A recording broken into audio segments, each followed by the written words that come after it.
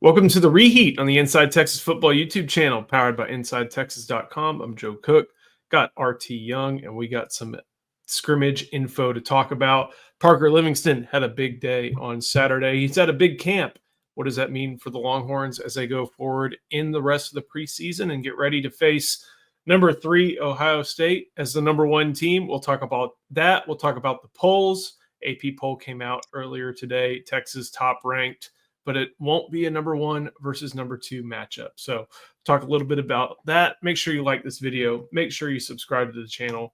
And of course, head to InsideTexas.com. $1 gets you access for the next week, and then you will be part of the best Texas Longhorns community on the web. You also will get full year of access to The Athletic, so a lot of great benefits there. The best inside info, the best recruiting intel, the best coverage of Texas Longhorns football, and then also a look into what The Athletic provides. So make sure you do that. And of course, make sure you go by Paul Wadlington's Thinking Texas Football. That link is also in our description. Every player on the Longhorns, every opponent on the schedule, every SEC team, the landscape of college football, and then, of course, a look at the 2025 class, especially as a few of those players are set to contribute this year. So go by that.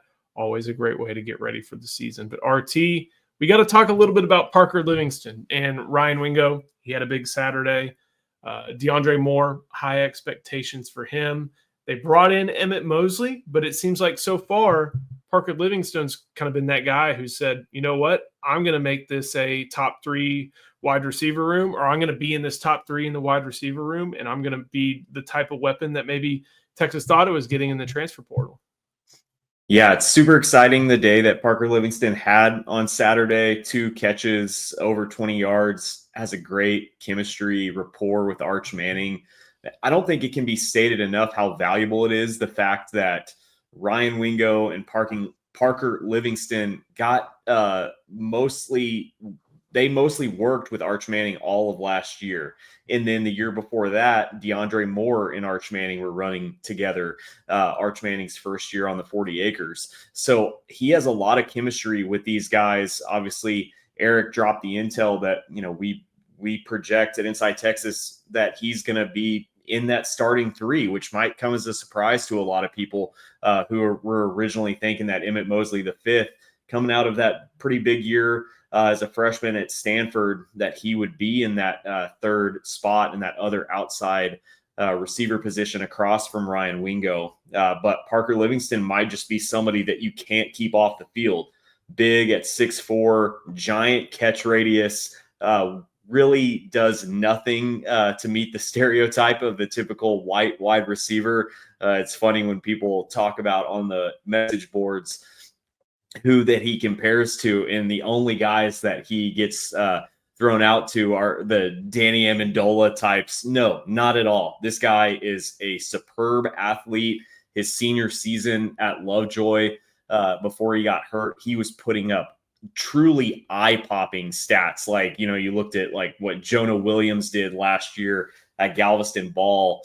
Parker Livingston was similar. Anytime he touched the ball, it seemed like he was taking it to the end zone. Like I mentioned, giant catch radius, the type of guy that you really want with a young wide receiver, or with a young quarterback, like Arch Manning, somebody who he can throw it up there, and Ryan Wingo and Parker Livingston are going to get it. We already know the chemistry that he has with DeAndre Moore. So this could be a really, really exciting starting 3. Dare I say the best starting 3, or at least most talented starting 3 that Texas has had since that 03 season. See, I remember you talking about this with me over the course of the weekend, and I was like, dude, what about 2023? But you pushed back on that a little bit, and I understand, because when you have, that was Roy, BJ, and then Sloan, correct? Yep. So that would have been, those top wide receivers, a lot of great plays over their history. And I would have said, what about Xavier Worthy, A.D. Mitchell, Jordan Whittington? But you pushed back on that a little bit. Yeah, I think maybe we get a little bit clouded by Jordan Whittington, the person and the teammate and the Longhorn, as opposed to just Jordan Whittington, the wide receiver, or at least maybe how he fit that season with Quinn Ewers, which, wasn't always super seamless. Obviously, Quinn missed 2.5 games in the middle of that season in 2023, had Jatavian Sanders banged up. So the offense definitely didn't stay at its heights that it, reached at one point in Tuscaloosa at the beginning of the season. Another one that could maybe get a shout out would be that 18 team, obviously, with Lil Jordan Humphrey, Colin Johnson, and Devin Duvernay. But even that year, you didn't really see Devin Duvernay peaking like he did until the next year once Lil Jordan was already gone.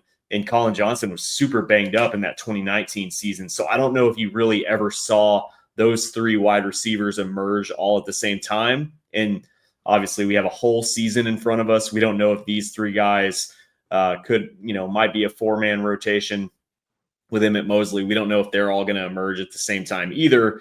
I just like what I'm hearing. I like that they all have built-in chemistry with their quarterback, that they're not going to have to do that on the fly like some of these past teams have had to do. So I'm really excited. I think this has been the position group that in my mind has elevated itself as far as just optimism goes throughout the course of fall camp.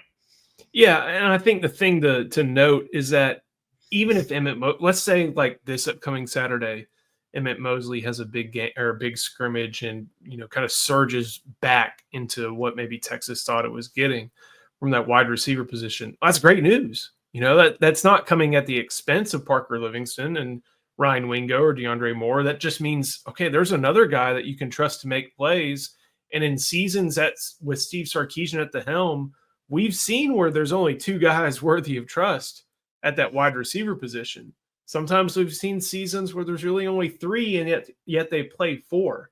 But if you can get that 4th guy ready to go and then, figure it out from there, that's nothing but good news for Texas as far as depth, keeping guys fresh and utilizing weapons for Arch Manning this season. Yeah, and we really like what we're hearing about Dalen McCutcheon and Khaleke Lockett too, where, last year, like you said, Joe, I think we went into it thinking, oh man, we're going to have 4 or 5 wide receivers with Golden and Isaiah Bond and Jonte Cook. And, we turned around at the end of this year at that Ohio State game, really only had DeAndre Moore and Matthew Golden. Ryan Wingo and Quinn Ewers never really built that connection together. Isaiah Bond, we won't go there. And Jonte Cook was not on the team anymore. So you really would like to see finally a season where if Steve Sarkisian wanted to, I don't know if he has this in him, but maybe Texas finally goes 10 personnel, gets 4 wide receivers on the field together at the same time. Somebody who's more, analytically or, personnel inclined. I would love to see how many times did he go with 10 personnel on the field when he was at Alabama, when he had those 4 great wide receivers his first year with Nick Saban. Because what was really eye-popping to me is I remember in 2023 when Texas had that Hail Mary formation on the field against Oklahoma when they lost that Red River, they put 3 wide receivers out there, Jonathan Brooks and Jatavian Sanders. So even at that moment at a Hail Mary, he didn't put 4 or 5 wide receivers out on the field together. So is this the year that he finally does it? If he has just a bunch of weapons and some young guys that he can't keep off the field, we'll see. It would definitely break tendency, but it'd be exciting if he has a new wrinkle to roll out there. There may have been a bad take Tuesday about that over on Inside Texas, about 10 personnel at some point. But I'm not banking on seeing it later this year just because it's not Steve Sarkisian's forte, unfortunately. But hey, I want to see it too. Why not? A couple times, let's just dive into it just once. I mean, he's rolled out the freaking diamond formation out there before. Come on, dude. Why can't you get 4 wide receivers out on the field at the same time if you're willing to put 3 running backs on the field?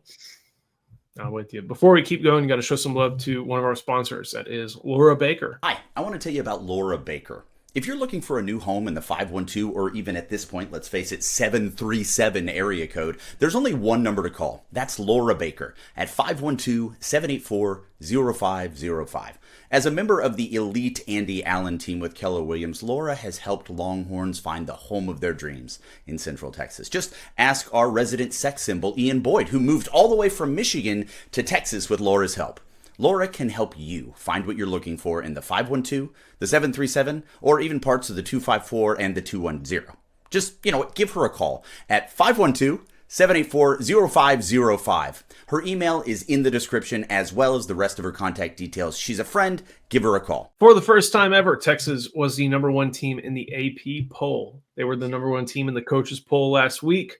They've been the number 2 team in the preseason a handful of times, but never number 1.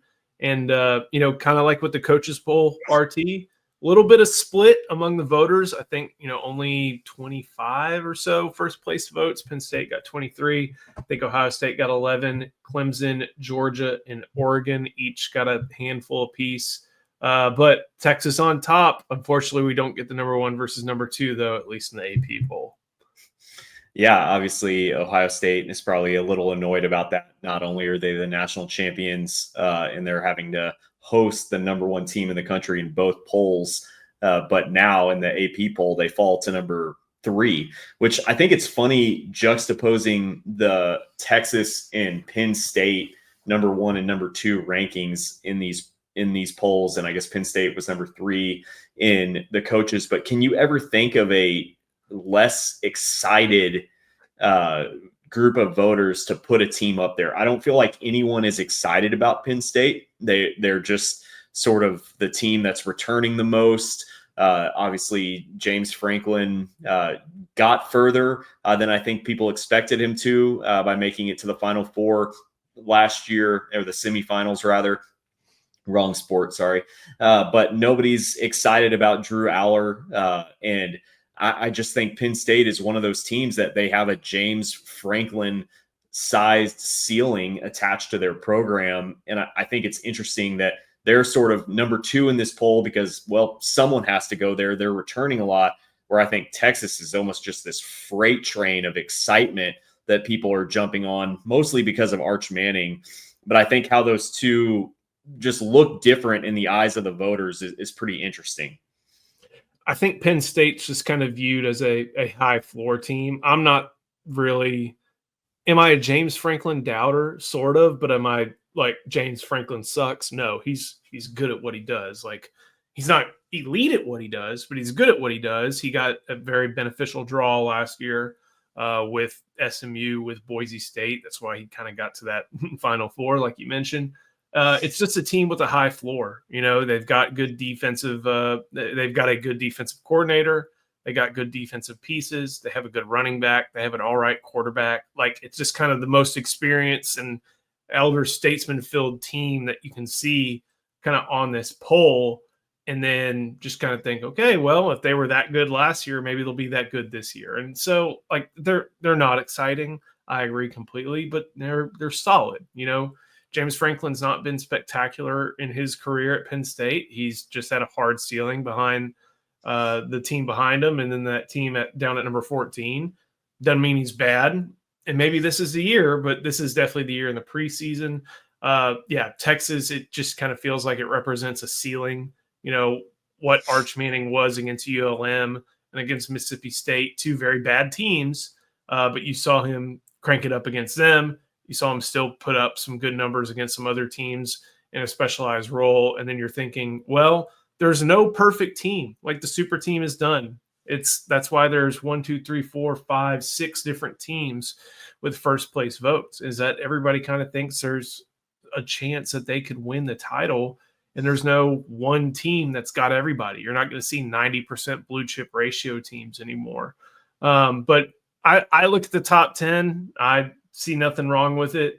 10 teams from the SEC in the top 25. I think there were either 5 or 6. I can do a quick count. 1, 2, 3, 4, 5. We have an addition there at number 18 that was not in our coaches poll that we talked about a lot last week. Yeah, that's the big thing. I think it's 6 Big Ten teams, 1 independent, 1 Mountain West, a handful of ACC, a handful of Big 12.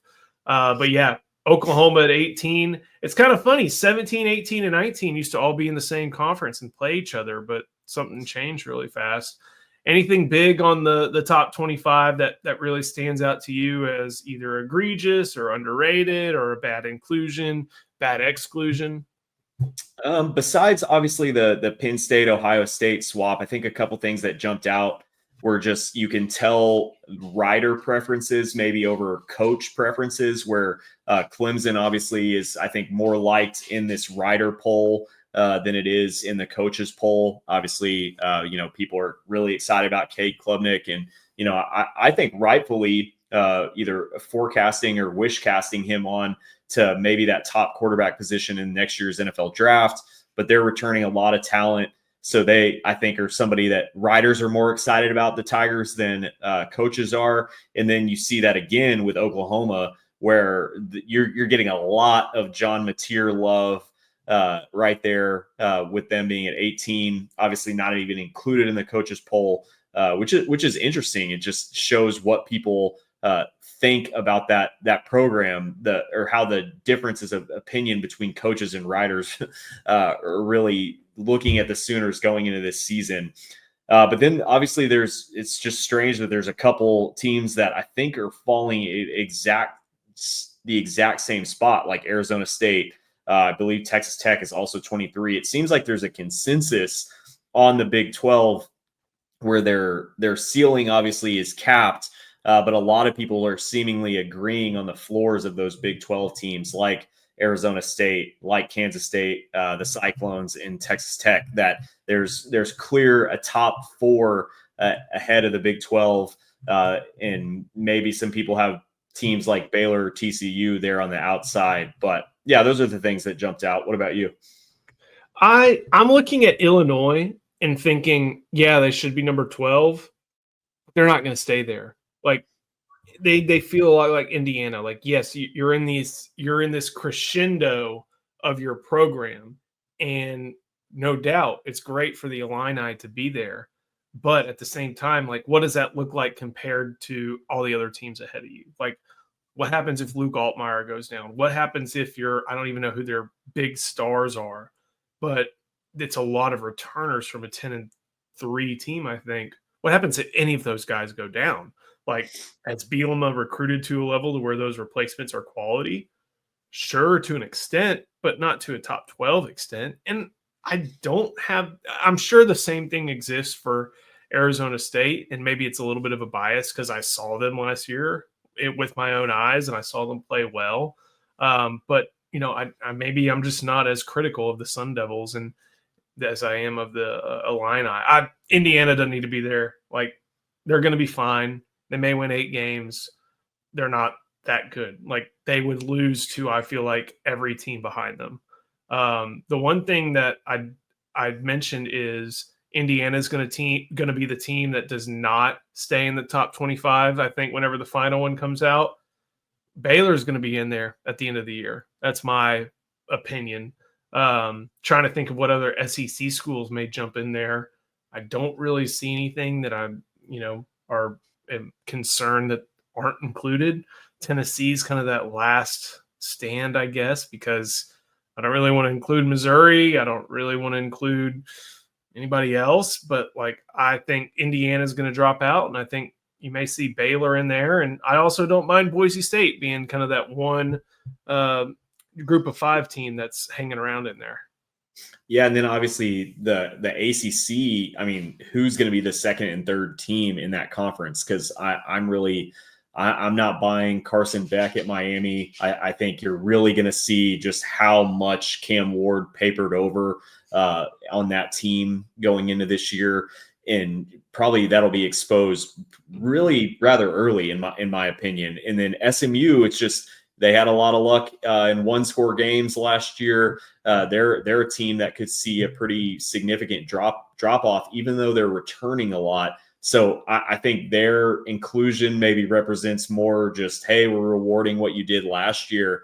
And I think what's that conference in the NFL? Is it the NFC South, where it's like whoever loses the previous year, whoever's in last place wins the division the next year. It's like if the Saints are in last place one year, then they win the division the next year. I could almost see something like that happening in the ACC, where some team that maybe even Florida State, who just had a awful 2024. A lot of that was maybe due to some bad luck in some, didn't hit on guys that they got in the portal. But, could you see someone like that, or even, dare I say it, Bill Belichick jumping into that second spot in the ACC, just because I think there's going to be a big vacuum there where somebody who didn't perform last year might have a chance to really jump up. The fact that there were some voters who said, you know what, Florida State should be in the top 25. I think we got to question those voters' sanity. Like, they went 2-10 last year. Like that, they didn't turn around and go from 2-10 to top 25 in the span of an offseason. You can do a lot of big changes, but you can't do that, in my opinion. BYU and Utah were just outside. BYU, I think, was included in the coaches poll. Colorado got a few votes. Louisiana Lafayette, Army, Navy. So it's always funny who throws their votes a certain way. I think with the AP, you can always see who casts their ballot a certain way every week all over the country. Babalu, I think, and Kirk Bowles from the Texas market, I believe, have votes. So go complain to them. They won't mind at all. But they've always had a good, I think, grasp of things as far as what the polls look like. But I'm with you for the most part. Just, what's the ACC look like? What happens? But there's a reason we're talking about who's contending for number 2. Before we keep going, got to show some love to our other sponsor, and that is David McClellan. I'm just going to say, guys, you probably need a fiduciary financial advisor, and I've got the guy for you. His name is David McClellan with Forum Financial. He works broadly and deeply with his clients as a financial life coach, and he should know something about coaching because he won several national championships as a swimmer for the University of Texas. He specializes in financial planning and has contributed numerous articles to Kiplinger on the topic of retirement tax bombs.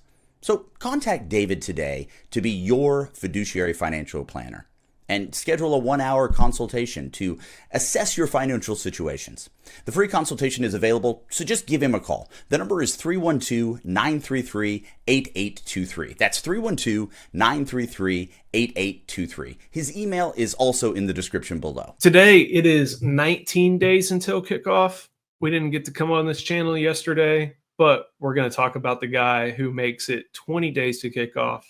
That is Earl Campbell. That is the inspiration RT for your old Gnome de Plume Skull brother.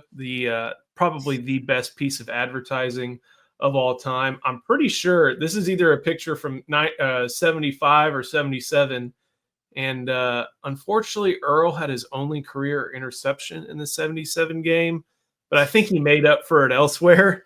But this is a figure that you wrote about on Sunday for Inside Texas, just how basically the first real transcendent player who broke into so many different attention spans, not just in college football, not just in football, but kind of throughout the state of Texas as a result of what he did, coming from John Tyler to going to Texas, winning the Heisman, playing for the Oilers, and being Earl Campbell.